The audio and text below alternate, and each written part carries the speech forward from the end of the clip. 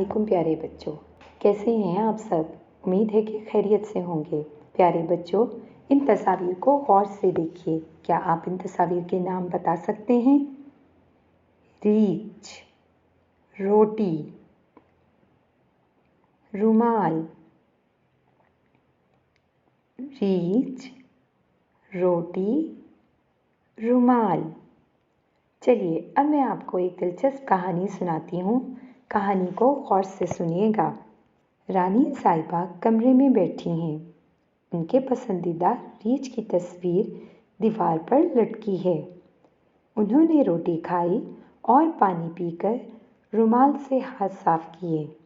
खाना खाकर हाथ साफ करना अच्छी आदत है। प्यारे बच्चों, क्या आपने गौर किया इस कहानी में चंद अल्फाज की बुनियादी आवाज़ एक सी है। गौर से सुनिए। रीछ, रोटी, रुमाल। इनकी बुनियादी आवाज़ है र, र, र, रीछ, र, रोटी, र, रुमाल। जिस तरह म्याऊं म्याऊं बिल्ली की आवाज़ है और काएं काएं कौवे की, इसी तरह हरूफे तहजी के हर्फ रे की आवाज़ है र। और ये रहा रे।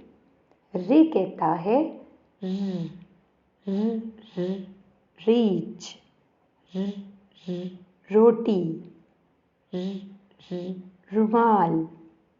अब आप अपने इर्द गिर्द की अशिया में से ऐसी अशिया तलाश कीजिए जिनकी बुनियादी आवाज़ हो र।